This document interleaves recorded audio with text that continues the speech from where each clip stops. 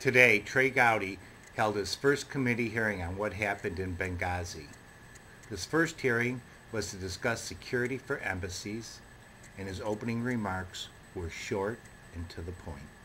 This is taking testimony pursuant to House rules. The chair will recognize himself and the ranking member for purposes of making an opening statement. Without objection, the opening statement of any other member of the committee who wishes to provide one will be included in the record. A little over 2 years ago, 4 Americans serving our country in Benghazi, Libya, were killed. 2 of them were killed when a facility emblematic of our country was set on fire. And 2 of them were killed when they dared to fight back and defend themselves and others. Sean Smith, Chris Stevens, Ty Woods, and Glenn Doherty represented us. They represented our country and our values. We asked them to go. We sent them. And they were killed because some people hold a deep-seated animus toward us simply because we are us. So to the family and the friends and the loved ones of those killed, we can never adequately express our condolences and our gratitude. As you have, to the family, as you have helped each of us understand, these 4 were not just pictures on a television screen. They were sons and husbands and fathers and brothers and friends and fellow Americans. I remain hopeful that there are some things left in our country that can rise above politics, and I remain convinced that our fellow citizens are entitled to all of the facts about what happened before, during, and after the attacks in Benghazi. And they deserve an investigative process that is worthy of the memory of the 4 who were killed and worthy of the respect of our fellow Americans.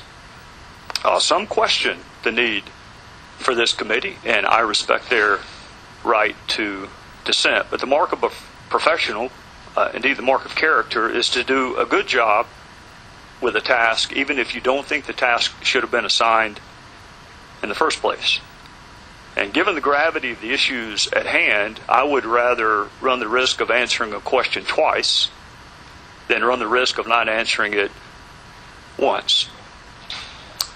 I am willing to reconsider previously held beliefs in light of new facts and evidence, and I would encourage my colleagues and others to do the same, because we know that all the documents have not yet been produced, and we know that there are still witnesses left to be examined, and we also know that there are witnesses who have been examined in the past, but for whom additional questions may be warranted. So I would ask each of my colleagues, given their vast and varied and exceptional backgrounds, to put those talents to good use on behalf of our fellow citizens.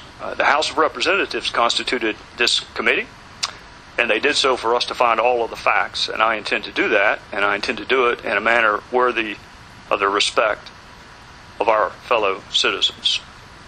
Our fellow citizens have certain legitimate expectations. They expect us to protect and defend those that we send to represent us. They expect us to move heaven and earth when those who are representing us come under attack. They expect government to tell us the truth in the aftermath of a tragedy always, and they expect that we will not continue to make the same mistakes over and over and over again. Which brings us to this hearing. Benghazi was not the first time one of our facilities or our people have been attacked. Beirut, Kenya, Tanzania are 3 that come to mind among others. And after these attacks, groups come together and they make recommendations on how to prevent future attacks. That seems to be the process that is followed. A tragedy or an attack comes, we commission a panel, a board, a blue ribbon commission to study the attack and make sure that we make recommendations to ensure that it never happens again. But yet it does happen again. And so to those who believe it is time to move on, to those who believe that there is nothing left to discover, that all the questions have been asked and answered, and that we've learned all the lessons that there are to be learned, we have heard all of that before. And it was wrong then. It is stunning to see the similarities between the recommendations made decades ago and the recommendations made by the Benghazi ARB. And if you doubt that, I want you to compare the recommendations of those made a quarter century ago, 25 years ago, with the recommendations made by the Benghazi ARB. We do not suffer from a lack of recommendations. We do suffer from a lack of implementing and enacting those recommendations. And that has to end. So it is appropriate to review the recommendations of the most recent ARB, and I commend our colleague from California, Mr. Schiff, for suggesting that we do so. And it is also fair to ask why we have not done a better job of implementing recommendations made, in some instances, decades ago. In other words, why does it take an attack on our people or our facilities for us to make a recommendation? Why not evaluate the threat before the attack?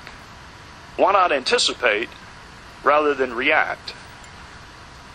In conclusion, the people that we work for yearn to see the right thing done for the right reasons and in the right way.